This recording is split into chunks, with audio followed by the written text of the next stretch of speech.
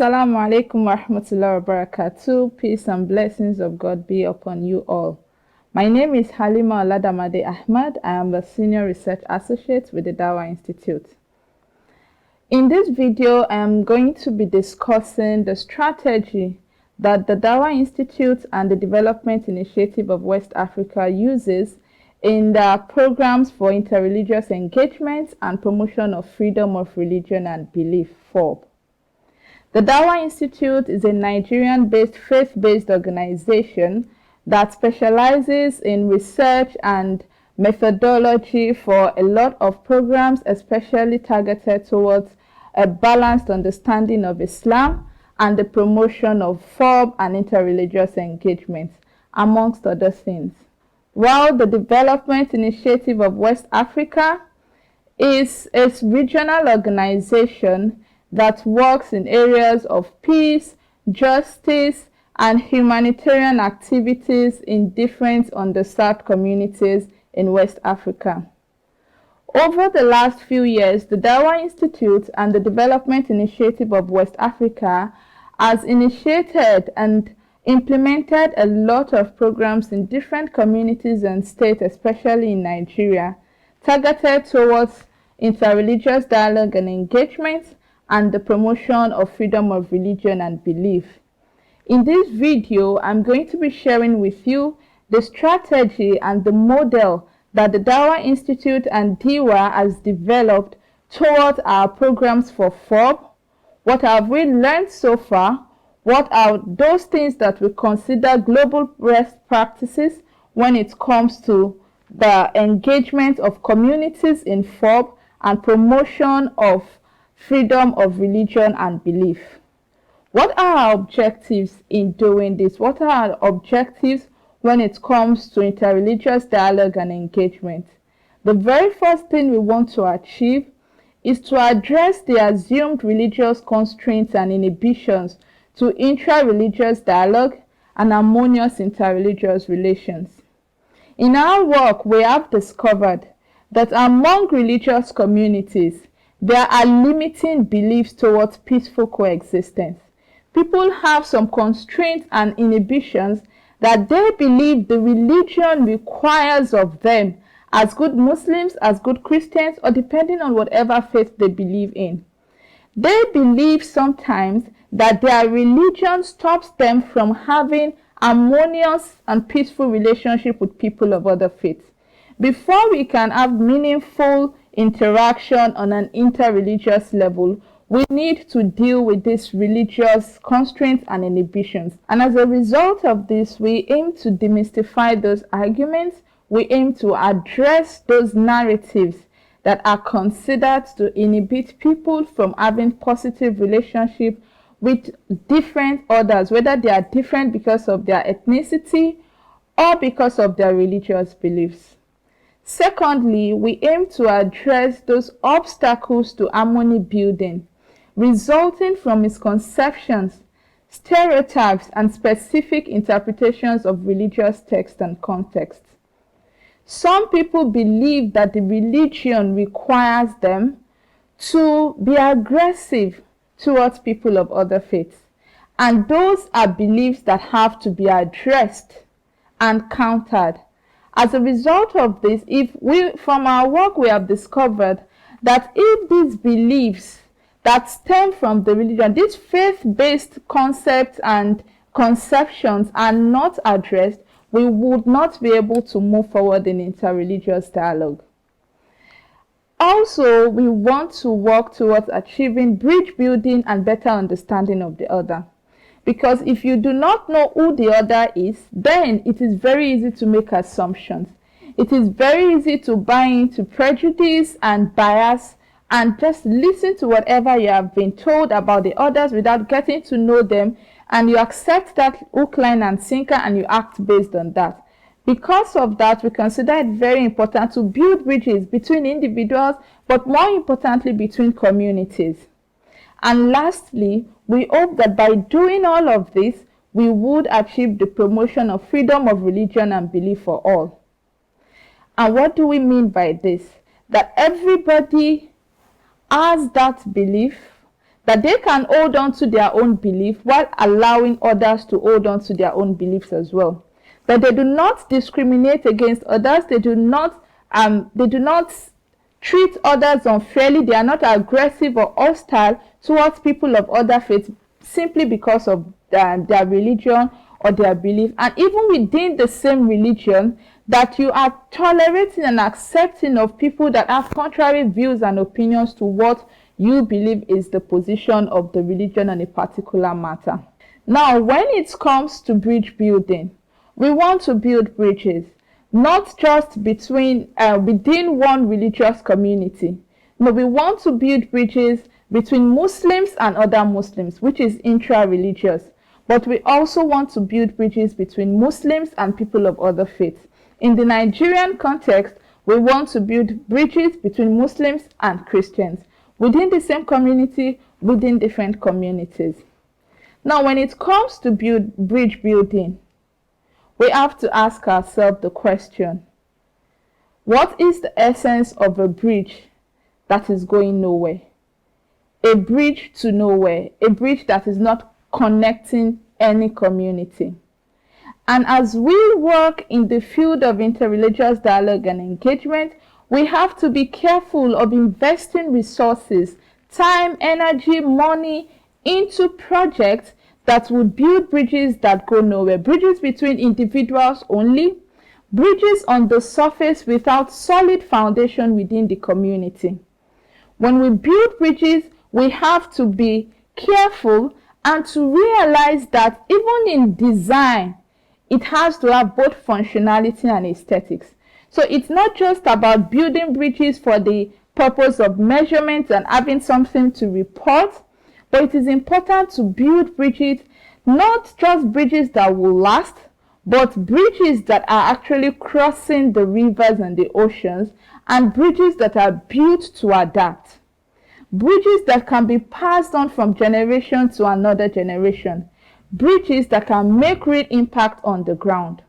So while we build bridges between communities, while we implement projects in interreligious dialogue and engagement, while we try to promote FORB in communities that we work in, we ensure that there is adequate buy-in and ownership of the bridges we are building in these communities, so that long after the implementer of a program is gone, these projects would continue to make impact, and these bridges will continue to last and adapt to the changing circumstances of the communities. Because of this, the Dawa Institute and DIWA have a 4-step strategy towards the promotion of freedom of religion and belief. The very first of this is addressing the intra-faith bridge burners and the rights deniers.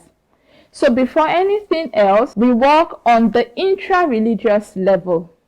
Usually, in the implementation of our program, we would work hand in hand with a Christian organization.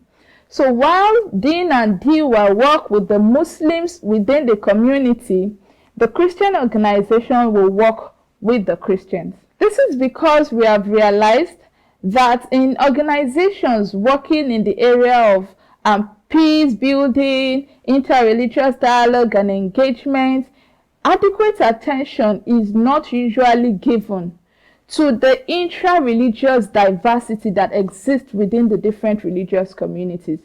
We tend to assume that Muslims are just Muslims as a whole, and any Muslim you bring to the table represents the entire Muslim community, and once you are working with them, you are already working with the entire Muslim community and you are bridging bridges to the entire Muslim community. But that is not always true. And the same thing applies on the Christian side. Because of this, we consider it very, very important to first have adequate intra-religious interventions to address some of the misconceptions that inhibit even peaceful coexistence internally, and then peaceful coexistence and promotion of FORB and giving of rights to people of other faiths.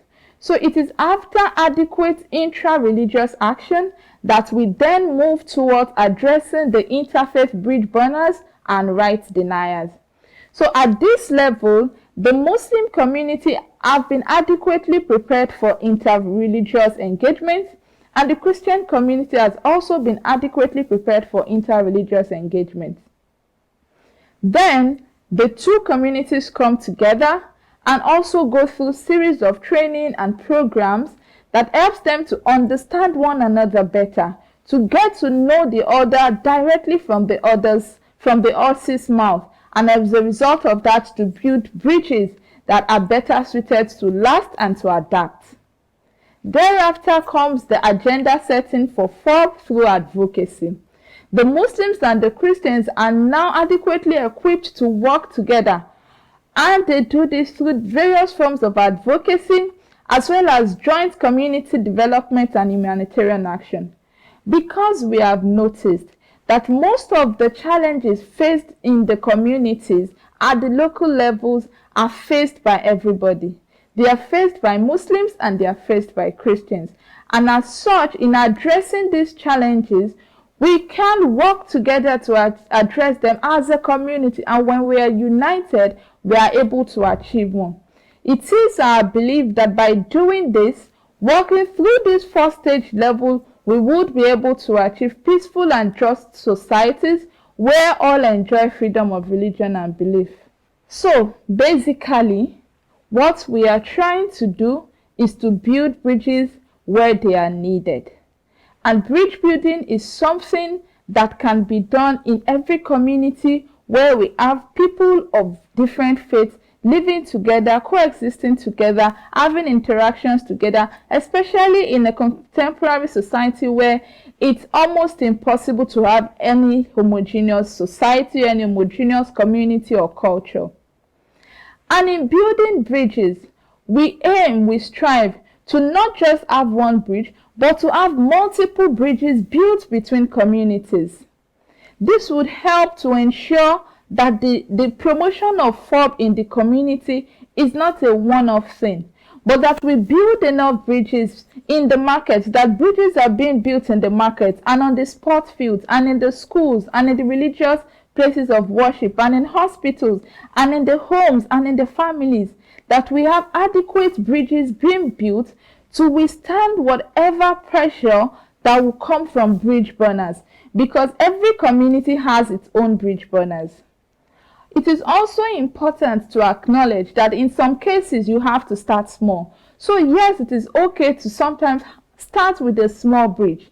And as you bring more people on board, as you continue to work in the community, you continue to expand and elongate your bridge and continue to make more impact. But we have to start somewhere. Also, it is also worth considering that sometimes you see a bridge that looks as if it is not necessary. But the fact that it is there means that it is needed there. And as such, even in our programming, we are careful to not break or to not burn bridges that are already existing, and to support any form of bridge building, whether you think that that bridge is necessary or not. And also in bridge building, we have to be very, very conscious of local context. There is nothing for us without us. So in bridge building, we ensure that we carry along the local communities and that they themselves own the bridge. They decide what type of bridge do they really need. And talking about bridge building, there are some basics.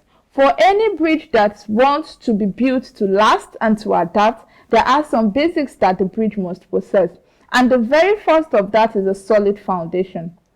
So while bridge building is being used as a metaphor for interreligious dialogue and engagement, and for the promotion of freedom of religion and belief.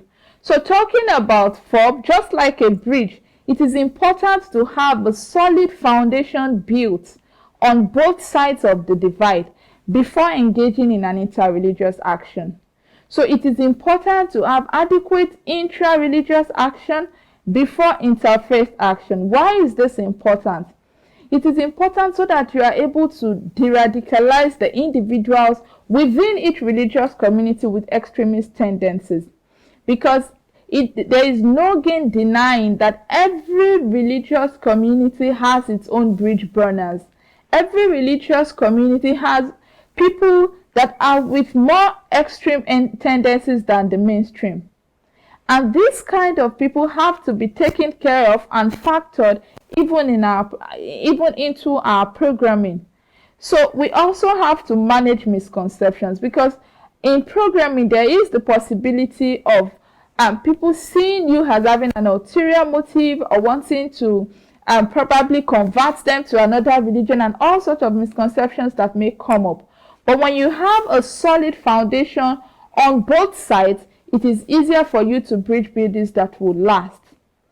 In bridge building also, it is important to know your terrain. The kind of materials, the kind of technique, the kind of infrastructure that will be needed to build bridges in a rocky terrain would probably be different from that which will be needed to build bridges on water, for example. So wrong diagnosis of the problem, of the exact challenge that the community is facing, would lead to wrong description and wrong prescription. So sometimes a challenge or a community is seen as having tensions due to difference in religion, and it is considered as violation of FORB. But sometimes you have to just look at the situation again and ask yourself, is religion really the problem? Or is it a ethnic issue? Or is it a minority-majority issue, an indigent settler issue? It is just often that sometimes and many times the indigents will belong to one religion and the settlers belong to another religion. And when there are tension and clashes between the two, it is then seen as a religious clash, when it is not actually religious from the very beginning. So when you look at some bridges, it looks as if they are not useful. When you look at some bridges, it looks as if they cannot even be traversed. But those building those bridges know the kind of needs that they have for those kind of bridges. Also, in bridge building, it is important to have multiple levels of bridges being built within the community.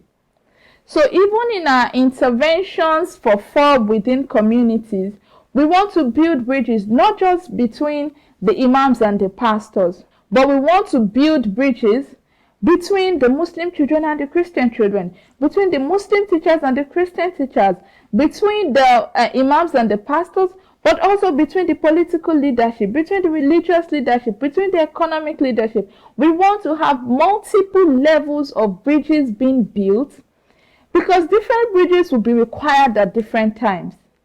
It is possible to have people from different religions come to the table, talk about their grievances, but at the end of the day, it's just as if they have only vented to each other. They can't do anything, because those who can do something about it are not on that table. They are on a different level. They are probably on the political level.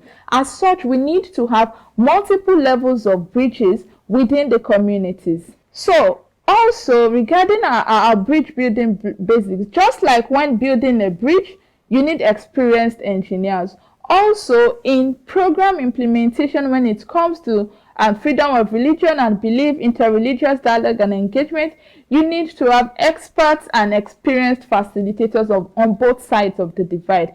You need to ensure that you're working with people who understand the cultural and religious sensitivity of the environment in which they are dealing. You also need relevant materials, otherwise your bridge would not be able to stand the test of time and the harshness of the weather. And in talking about program and projects that have to do with FORB, you need quality and suitable training content for your programming. You also need to do maintenance of your bridge. As such, you need constant follow-up, you need to research, you need to improve your content, and all of this is what we do at the Dawah Institute.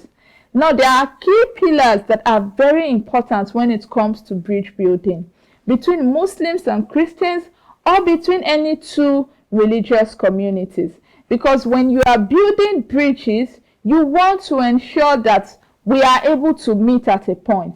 That while both communities are working on their own side of the bridge, there is a meeting point. And it is important to ensure that both sides of the bridge are being adequately built. If one side of the bridge has quality materials and the other side has inferior materials, definitely the bridge will still not last. As such, you need to ensure that Both sides of the bridge are being carried along fully from the beginning and committed to the process. One key pillar of the bridge when it comes to interreligious engagement and the promotion of FORB is ensuring adequate intrareligious engagement before interreligious engagement. And to explain this, I'm going to use the metaphor of the bamboo tree. The bamboo tree is the fastest growing plant in the world. It's the fastest growing tree in the world. And what is it about the bamboo tree that is fascinating and related to our topic of discussion? Having adequate intrareligious engagement before interreligious engagement is just like planting a bamboo tree. When you look at the roots of when you plant a bamboo tree, for the first 3 to 4 years, you could see nothing on the surface. It looks as if you have not done anything. You have no shoot at all, or you have a very tiny shoot. But what is happening during those first 3 to 4 years? The bamboo tree is spreading its roots and establishing itself deep into the soil, such that by the time the shoot comes out in its 5th year, it grows up to 100 feet within 2 months. When you work adequately within the intrareligious community, you go deep and wide. You address all the misconceptions that needs to be addressed. You demystify all the myths, all the bias and prejudice against the other within the same religious community. We are working towards having roots that would be able to stand the test of time. So even if there are only few shoots on the surface, there is a lot of work going on the ground, and that work is what would make the bridge be able to stand the test of time, such that even when we do have some bridge burners come up within the community, others are able to water down the effect of those bridge burners. That is why at the Dawah Institute and DIWA, we consider it very important to concentrate on intra-religious engagement within the Muslim community adequately and sufficiently before we move to inter-religious engagement. So also another key pillar of the bridge is that when we do intra-religious engagement, we are also conscious of equipping the participants with critical thinking tools of Islamic jurisprudence before the alternative narratives. Because like I said earlier, there are a lot of narratives within the community, and being specific now within the Muslim community, that limits promotion of FORB and very good interreligious engagement. But before addressing these narratives, before coming up with alternative narratives to this, we need to give the participants and the community critical thinking tools of Islamic jurisprudence, which we have called Sharia intelligence. And Sharia intelligence is an introduction to the basic principles and objectives of Islamic jurisprudence, which helps to handle the religious interpretations regarding bridge burning interfaith concepts. So basically, Sharia intelligence helps the participants and the communities to be more egalitarian, to be more pluralistic and more accommodating of the diversity within Islam and the Muslim community itself, and also the diversity in the entire community, their relationship with people of other faiths.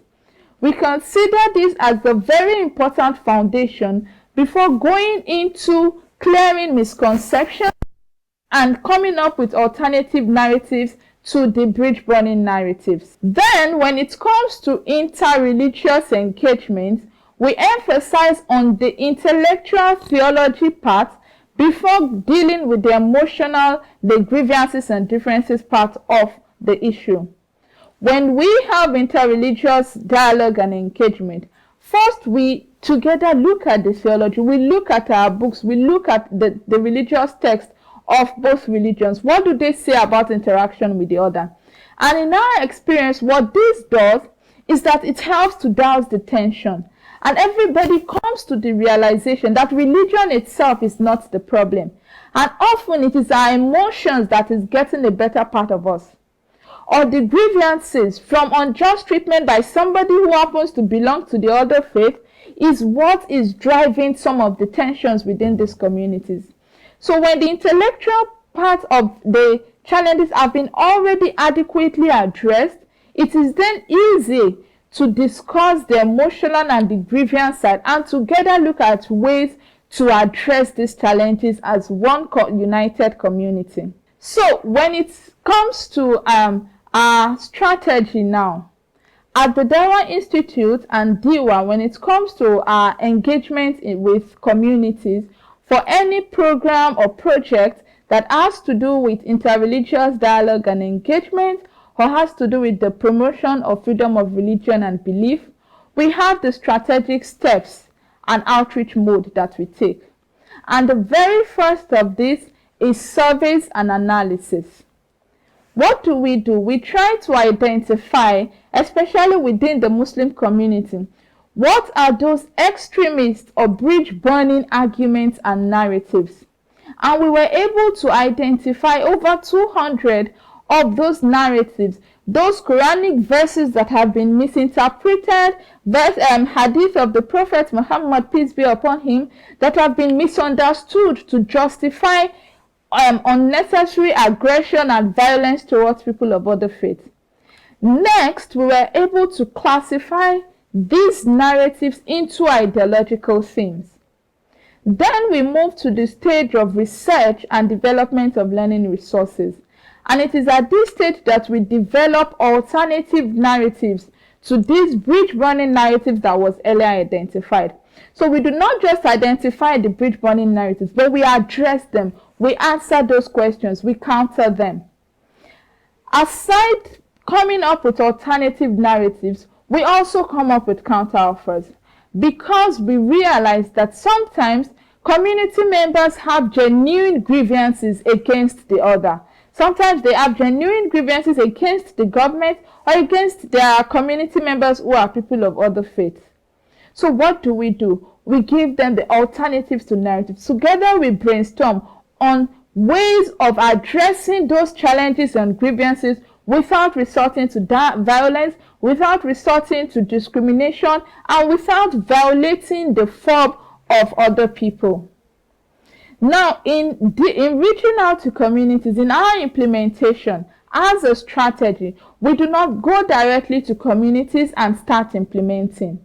We go through the gatekeepers, the religious intellectuals of every community. We believe that they are a very good entry point into any community, because these are people who already have a platform in the community. They are people who are already respected in the community. They are people who have been within this community, who know the cultural milieu of the community. They understand the sensitivities and context. Also, there is a limit to how much time we as an organization can spend in any one community, because there are lots of communities for us to cover.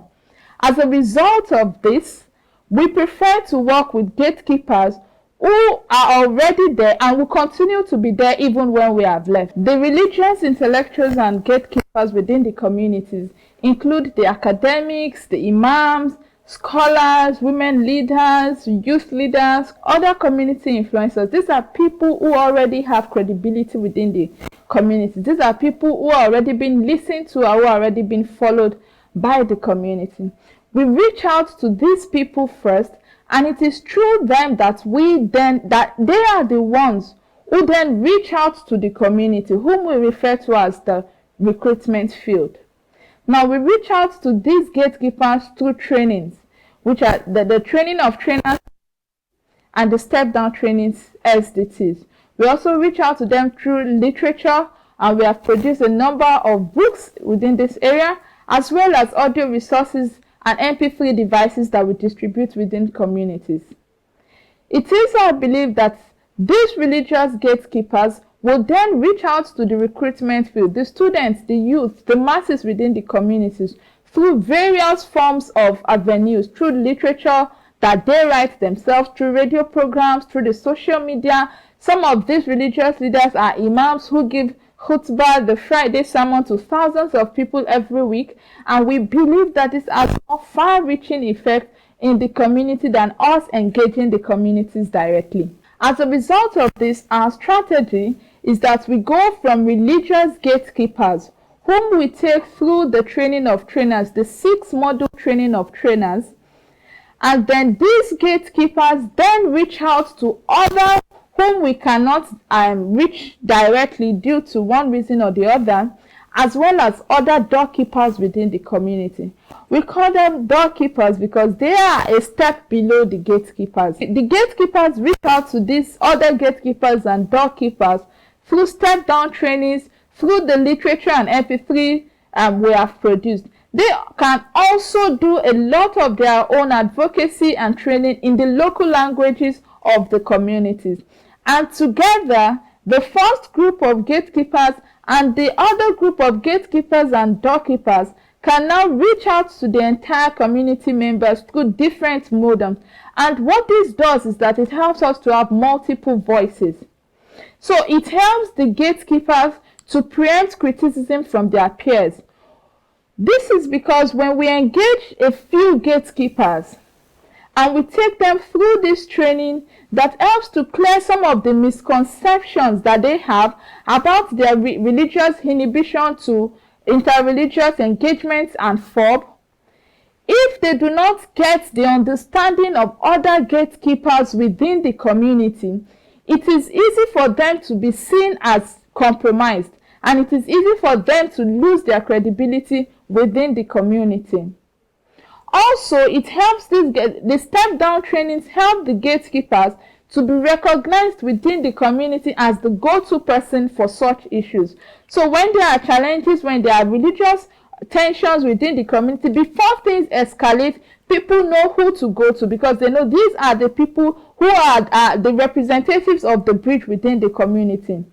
It also helps the gatekeepers to get more community buy-in through the recruitment of more intellectuals within the community. So it's not just a small group of individuals within a community dealing with another small group of individuals within the other community, and then we say we have a bridge. That is not a kind of bridge that would stand the test of time. But this small group of individuals within this community gets the buy-in, the support, the understanding of other gatekeepers and doorkeepers within their community. And together they all work towards ensuring that they bring the entire community on board. When the two communities now interface and build bridges, then the bridges are bridges between communities and not just bridges between individuals. This system of the gatekeepers reaching out to doorkeepers also help the doorkeepers to retain their dignity, because doorkeepers are people like Islamic studies teachers, Islamiyya malams and malamas. Those are teachers who teach within the traditional Islamic school systems and other kind of settings. So these people also have some credibility within the community. They also have students.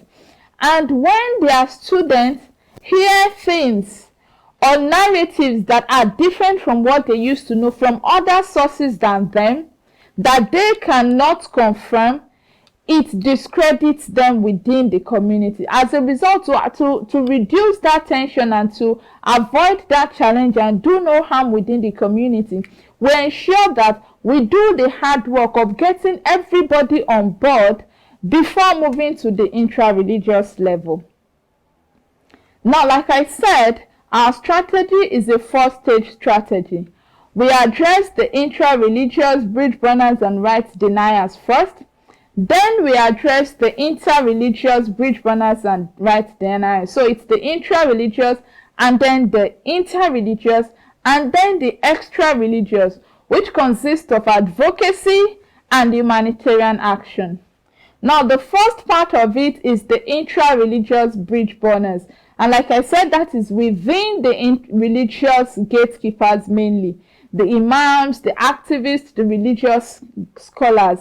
And the first thing we do with them is to build faith-based critical thinking tools. Now, there are 10 of these faith-based critical thinking tools which have been derived from some field of Islamic sciences, from this field of Usul al-Fiqh, which is the foundations of Islamic jurisprudence, and then the Qawaid al-Fiqhiyya, which are the maxims of Islamic jurisprudence, as well as the Maqasid al-Sharia, which are the higher intent, the objectives, the spirit of the Islamic law. So some of these critical thinking tools have to do with recognizing specialization and scholars' limits. So when a scholar speaks, you know who is speaking. Is he speaking out of his area of specialization? And you do not just take it because a scholar said it. Also, we have things that have to do with abrogation and interfaith relations, for example, where some believe that some verses of the Quran have abrogated, that have to do with friendliness with people of other faith, having good relations with people of other faith who are not at war, who are not aggressive against you, have been abrogated by other verses of the Quran. How do we navigate this? Then we come to the counter or alternative narratives, which have been divided into 4 ideological themes. Like I mentioned earlier, the Dawah Institute has collated over 200 religious narratives that are used to undermine peaceful coexistence within the community, from different sources, from the Quran, from Hadith, that have been interpreted to mean that Islam is against peaceful relationship between Muslims and peaceful and innocent people of other faiths. So these have been classified into 4 ideological themes. The first is al-wala wal-bara, which has to do with interfaith relations. So how do you deal, why do you love who you love? Why do you have to hate some people? The second is jihad, terrorism and insurgency. So that is another theme that we deal with. What is jihad in Islam? What exactly does it mean? What does Islam say about terrorism and insurgency? So all of these are addressed, and all of the verses and hadiths that are quoted within this area are also addressed. Then we come to the issue of Islamic State, Khilafah, that is governance and politics. So what is it? What does Islam say about politics, about governance, about rulership? All of these are addressed. And lastly, we have those themes that have those narratives that have to do with education, civilization, westernization, globalization, and how do Muslims see things that are perceived to come from the West. Lastly, we have the reality check through the Sirah. The Sirah refers to the actual lived biography of the Prophet Muhammad sallallahu alaihi wasallam. And in our research and surveys, we asked everyday Muslims, community members, people who are not very intellectually grounded in traditional Islamic sciences. If someone comes to you and say, as a Muslim, you shouldn't be friends with a non-Muslim. You should not trust a non-Muslim. You should not have business dealing with a non-Muslim. How do you respond to this person? And for the everyday Muslim, we realize that their go-to resource for response is the actual lived history of the Prophet sallallahu alaihi wasallam. And why is this? Because it is not new. It already happened. It is not something that we're expecting. It is not in the future. It is also authoritative and factual. This is what happened. So when someone says, as a Muslim, you shouldn't live with non-Muslims, then I can respond that, but the Prophet sallallahu alaihi wasallam lived with non-Muslims. But he sent his companions to Abyssinia to live with the Christian King Negus and his other Christian community members. So if the Prophet ﷺ had no problem with that, why should I? It's simple because it is stories. It's memorable. People remember, both young and old. It doesn't require knowledge of Arabic. It doesn't require years of study to know these stories. We learn these stories as we grew up. As such, it is something that the regular everyday Muslim finds easy to use. And how do we do this? We present the serial cases of peace building. So we worked and collated various instances from the life of the prophet where he respected the freedom of religion and belief of others, where he was peaceful with people of other faiths. We present this, but also we do what we call countering counter cases through details. Because there are some incidents and events in the Syria, the life of the Prophet ﷺ, that is used by some to justify violence and aggression and discrimination against people of other faiths. So we also address these cases and we put them in their right context. So next we go to addressing the interfaith bridge burners and rights deniers. After we have done the hard work of addressing and dealing with the issues within the Muslim community that limits and inhibits the promotion of FORB and interreligious dialogue, and the Christian organization we are partnering with has also done the same with the Christian community, we then come together for interreligious engagements. And like I said earlier, we always start with interreligious dialogue. We always start with theology before moving to other things, as it helps to douse the tension, it helps to promote understanding of the other, and it helps to address the common stereotypes and concerns. People can ask questions that the imam can ask the pastor. I hear you Christians do this and that. Why? The pastor can ask the Amira of the Christian Muslim women's group, we hear that you Muslim women, we see you dressing this particular way. Why is that? So they can address their concerns, the stereotypes. Why do you treat us this way? They can address those things that are really text-based before we move to other issues. We also look into areas of personal development and leadership, because we believe that peace begins with me, peace begins with you, peace begins with the individual. So the individual themselves need to grow, they need to have some value system that would help them to uphold the truth and stay with the truth at all times, irrespective of the circumstances. And because there are usually genuine grievances on ground, we also look at realistic alternatives to violence. Because as a community, as people living together, there would be challenges here and there won't be tensions. But how do we address our grievances without resorting to violence? So we look at peaceful ways of addressing those grievances, and we also look at human and community resource management. How do we harness and harmonize the resources that we have within the communities, both within the physical, the Muslim and the Christian community, and harness this towards the benefits of the entire community? And this is what later comes to bear in the last two parts of our strategy, where we have advocacy and the humanitarian action. So the Muslims and the Christians who have now engaged at the IRD level can now work together, do advocacy visits to politicians, to policymakers, to other community gatekeepers, do advocacy talks to secondary schools, primary schools, tertiary institutions within the communities. They are the ones that will spread the gospel of FORB within the communities. And because this gospel of FORB is coming from people who are already credible within the community, it is easily accepted. It is easy for people to listen to an imam and a pastor working and talking together than it is to listen to either of them. So we organize public forums and opinion leader seminars and media engagement after we have already gotten adequate buy-in of both communities.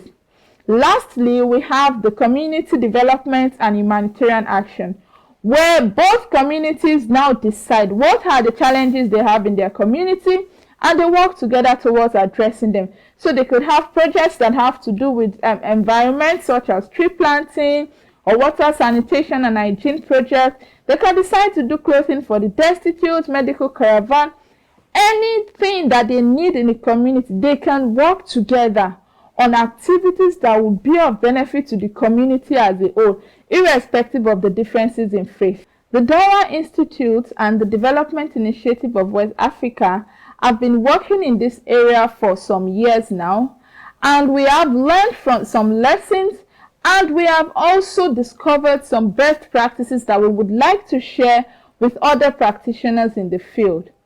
The first of these has to do with visibility. It is a recommendation that in implementing projects that have to do with interreligious engagement or the promotion of FORB, the interventions should be viewed as an internal reform and not externally motivated. As such, there should be minimum visibility of the international donor organization. If possible, there should be zero visibility of the international donor organization so that the community does not see it as an external influence. Because from my experience, when it is seen that this project is sponsored by this particular international organization, the project already lacks credibility and acceptance from the beginning. It is considered that there is an ulterior motive. They have something they want to get. They can't be doing this for free, so there must be something behind this. And it leads to, and it discredits the project within the community. Also, in monitoring and evaluation of our projects and intervention, we have to be very sensitive, and we should not allow people to feel as if they are being instrumentalized. So there is the need to be more sensitive in our monitoring and evaluation strategies. Also, in terms of pedagogy, an area of pedagogical tools should be utilized, especially because we are dealing with adults. So a lot of adult learning techniques should be used, and inclusivity is very, very important. Nothing for or about us without us. So it is important to bring all partners on board right from the planning stage and to avoid proposals from one side or the other.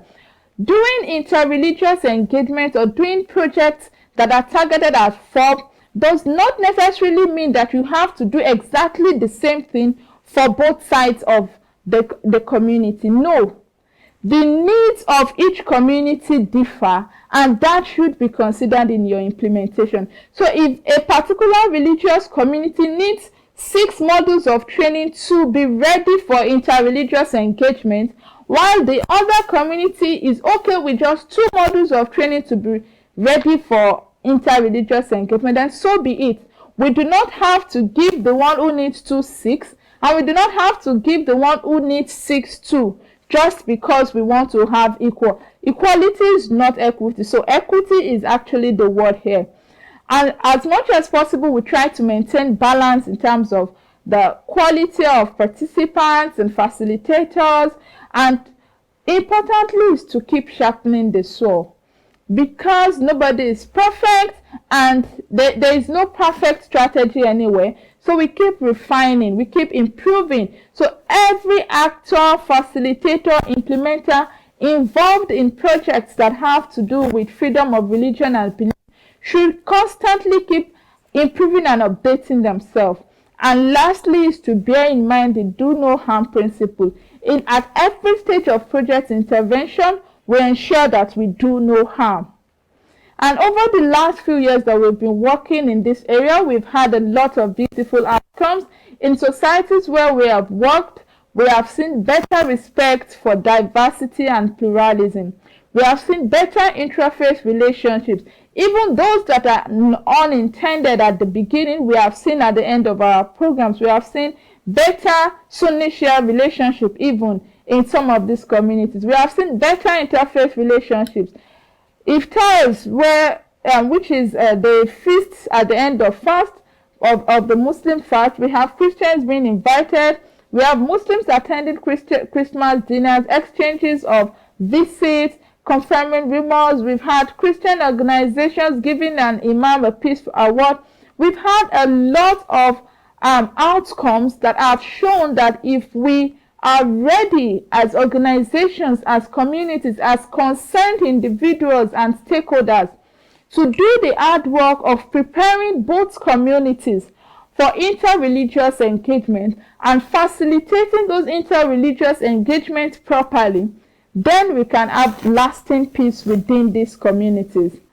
So basically, this is the strategy that the Development Initiative of West Africa and the Dawa Institute utilizes in our programming that has promotion of freedom of religion and belief, as well as interreligious dialogue and engagement. To further collaborate with us, to ask questions, you can reach out to us on our website, through our email www.dawainstitute.org or www.diwaafrica.org. Or you can send an email to dawainstitute@gmail.com or help@diwaafrica.org. Thank you very much. I'm Halima Oladamade Ahmad once again. Salamu alaikum. Peace be upon you all.